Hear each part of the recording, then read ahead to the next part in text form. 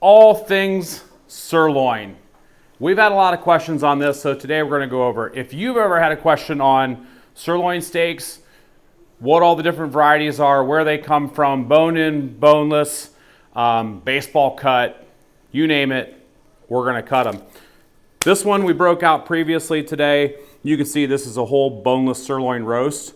Still has a cap on it, otherwise known as the picanha, and etc. But what we're going to do today, we'll break this one down further, but before we do that, I have two hindquarters hanging behind me, and we're going to extract the sirloins out of these. One we're going to do bone-in, I'm going to cut steaks. The other one we're going to do boneless, and we'll further fabricate that. So let's just get started.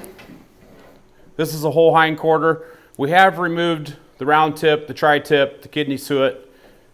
So this is a round, this is your short loin. We're just going to break the two apart, and I'll show you where the sirloin comes from. So right here by this H-bone, there's a ball joint right here. That's where you want to get started. Just take a nice big 10-inch knife. We prefer the Victorinox. You want to come all the way down here near the tailbone. So just making a cut right through there. Now we grab our handsaw.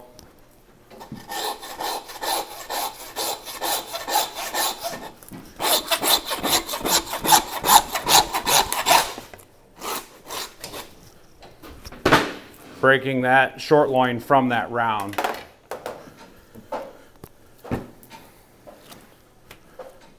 So there's one. Gonna trim it up and remove just a little bit of the fat. We're starting with the bone-in sirloins. First thing we want to do is just square this short loin up a little bit. Cut them a nice 1 to 1.25 inches thick. We want to have this loin at just a little bit of an angle here on the saw, because otherwise your steaks won't look right when you're done with them.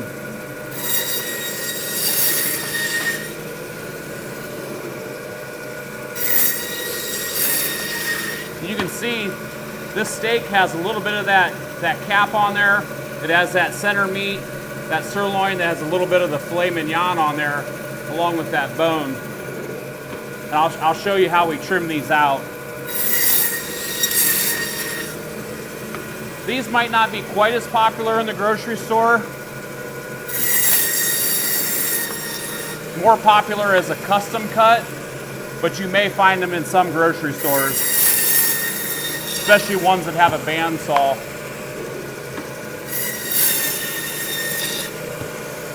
So we take these sirloin steaks down till we get to this very last one here,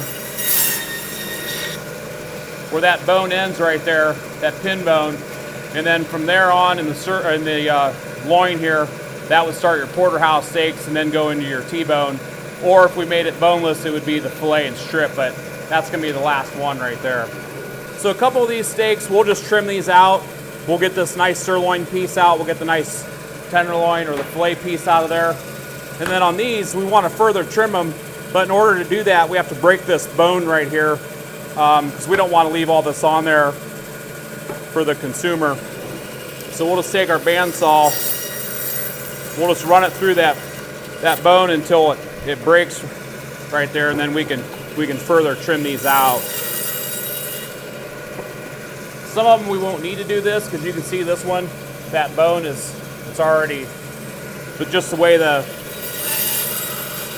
bone structure is on the animal, that one's already been separated, so that one we won't need to do that too. So if you see this bluing on here, this is just a USDA stamp. And if you see this on your steak, by no means is it deemed inedible or anything like that. That's actually a food grade ink. We like to trim it off if it's on there so it doesn't wind up in the customer's package, but we have had people ask us about that. And just keep in mind, it is in fact food grade, so there's nothing wrong with it. So let's just start with this first sirloin here. Going to remove those unpleasant looking bones. Just trim it up a little bit. So that'd be number one. This one, we'll leave the bone in it. Typically what we do is we just round these edges off, pull that chunk of fat out of the middle. Sirloin 2. We just go down through here, just keep doing that same process. So as you can see, as mentioned before, sirloin cap, picanha right here. This is your sirloin steak, and that's your filet mignon with the bone in it, all in one steak. So if you wanted to feed, depending how many people are coming over, this is a typically a pretty economical steak to purchase that, you may feed 3 or 4 people, or if there's, depending if they're big eaters or not, you may even feed more. It's just a nice steak because there's a lot of diversity to it. So you have that real nice sirloin in there, you have that piece of that filet, all in one steak. Don't forget to make them look pretty for the customers. Removing that bone dust on there makes a big difference in appearance. When you run these through our bandsaw and they have that bone, you really can't avoid the bone dust. But just go the extra mile, get a scraper, and just remove that bone dust off there. The only thing left is these 3 pieces here. These 2 have the bones in them, which will make them boneless. This one's that very first one that I used to square off that sirloin. You can see it has quite a bit of gristle in here. So typically what we do with this one is we just get rid of that gristle, and then you're left with just a little steak like that. Keeping in mind that typically when we cut these bone-in sirloins, this is a custom style cutting. So we would always send these with the customer's order, because when you retail this, that's a piece of filet, but it's thinner than what we would typically sell them in our stores. But I can guarantee you, when a custom customer gets these in their box along with their order, they're not going to complain about that little dynamic duo. Little chunk of sirloin with that filet in there, perfect. So we always save these. Keeping in mind, if you're cutting for your retail, maybe you don't want to put these little pieces like this in your case. We typically do, but if you don't, you can always cut these into some stir fry, some kebab meat, or things like that. But we found that our customers really enjoy having these smaller size pieces.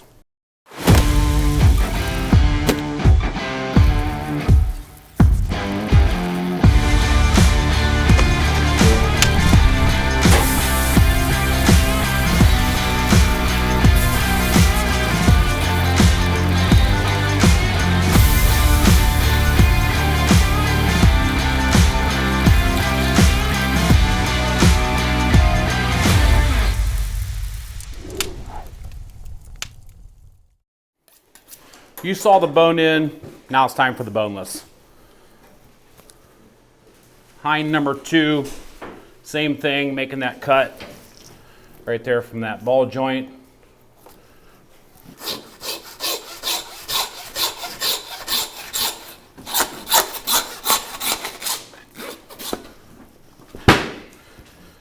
So in this one, we will not be using the bandsaw. We're just going to use our trusty 6-inch Victorinox boning knife. First thing we're going to do, we're going to start with removing this whole tenderloin, following down the vertebrae, pulling this whole tenderloin out.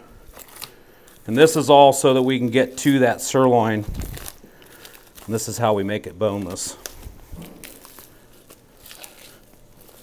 Staying nice and tight to that bone. There's the whole tenderloin. Get that out of the way.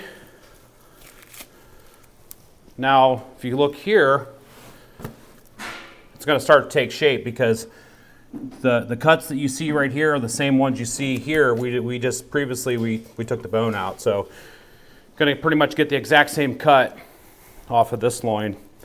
The way we do that is we start right here at this last vertebrae.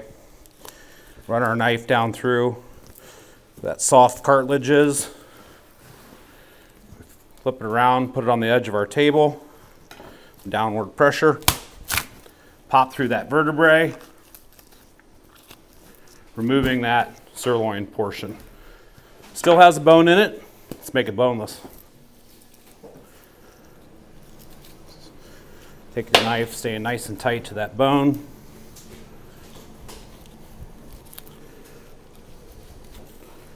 Keeping in mind what I said about the ink, we'll remove that here in a little bit. Now you have a boneless sirloin. Boneless sirloin roast done two ways. So I'm going to show you how we typically sell it in our retail, and I'll show you how you may find it in other stores. We've done the bone in, so now let's do the boneless two different ways. We're just going to start with removing some of this muscle here on the top, some of that silver skin, that gristle, this little piece that's right up next to that bone. Just go ahead and get rid of that. Right here, this little piece right here, it's not very big, but laying right on the top of the sirloin, you can just follow this seam out. It's called the mouse muscle. Bet you didn't know that, Spencer. I did not. There's a mouse muscle. Mouse muscle. Now what we're going to do is we're going to remove this cap. And we're going to extract the picanha off of this. So here again, using your hands, pull apart that natural seam. A little bit of knife work with the tip of your knife. A little bit of pulling. You can just remove that sirloin cap right off that cut. So now what you have is the picanha. You can leave it as a roast. You can cut it into steaks. One thing that's interesting that you're going to see when we take this off of here is this one has the muscle fibers. This muscle right here has the muscle fibers running this way. And on that picanha, the muscle fibers are running this way. So just an interesting fact about these cuts. Now with this, we'll just strip a little bit of that heavy fat off there. You can take as much as you want off. You can leave it all on. It's really whatever you prefer. Some people will cut these into steaks. They'll skewer them. They'll grill them up that way. You can cook it whole. It's a very popular Brazilian cut. So there we have the picanha, the mouse muscle. Continue removing a little bit of that fat. Now what we have are these two muscles. So this is our sirloin, and then on this side, this would be considered like your baseball cut. And the way you can separate these two, you can see this natural seam right here. So you just want to take your knife and just start down that natural seam where that little bit of gristle is. Work your way down. You can even flip it over if you want.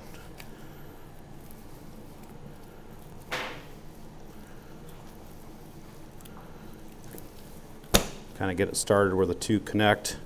You can see that gristle line right there.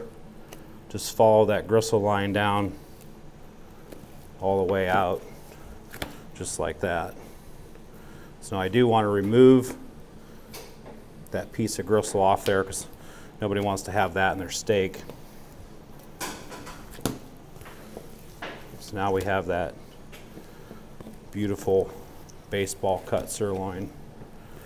Then we have our regular, just our sirloin. But I'm going to do these two boneless roasts two different ways so you can see what you might experience in the grocery store or your meat market.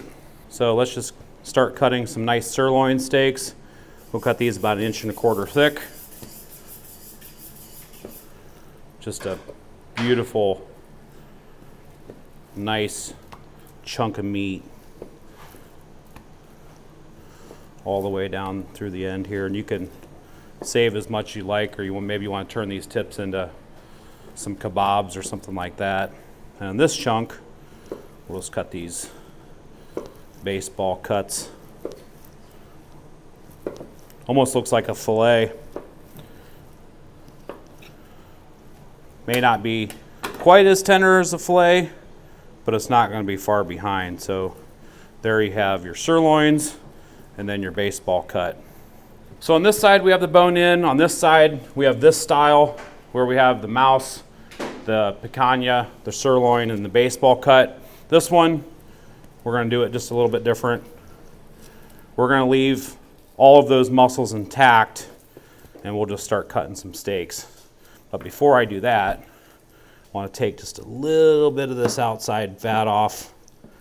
We don't want too much on there. Once we do that, we can just get started cutting into steaks.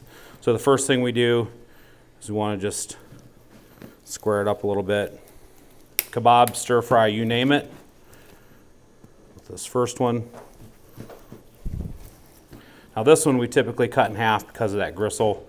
Nobody wants that. Maybe take a little bit of that fat off.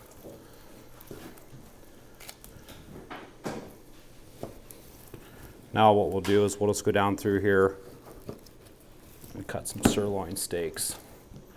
And you can see these have that baseball cut in there, the sirloins on there, and then that picanha, if I hadn't cut it, that's on there too. So just to explain all the different muscles inside the sirloin.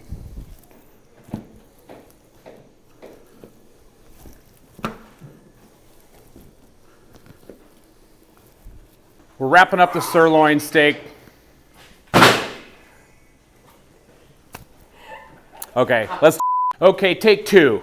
After that, we're wrapping up the sirloin steak. I have everything down here on the table. Let's just do an overview. We'll go over everything with you just here real quick. So starting down here, the picanha, also known as that sirloin cap. Moving up, we have the mouse muscle. There's not a lot of it, but it is tender and it is delicious. Moving up here to the front, we have those baseball cut sirloins, the center cut sirloins with that cap removed. You can see the difference between these steaks and these. Keeping in mind, moving on to these cap on boneless sirloins, these do have that center cut sirloin in there, that baseball cut, and then the picanha on there. So keep in mind when you see these in the grocery store, those are your differences between your sirloin steaks. Then moving down here, we have the bone in. So if we were to let's just take one of these boneless steaks, let's flip it over here on top of this one, and then we take a piece of that tenderloin and we put it down here. So that, all we did was remove the bone. So what we wanted to do today was give you an overview on sirloins, the different cuts you can get out of sirloin, where the picanha comes from, bone in versus boneless. Hope this helped. What? Hopefully I don't get any more distractions out of Scott behind me. But appreciate every one of you guys for watching here on YouTube, Instagram, Facebook, TikTok, everywhere. There's a ton more to come. Appreciate you watching. Until next time, see ya.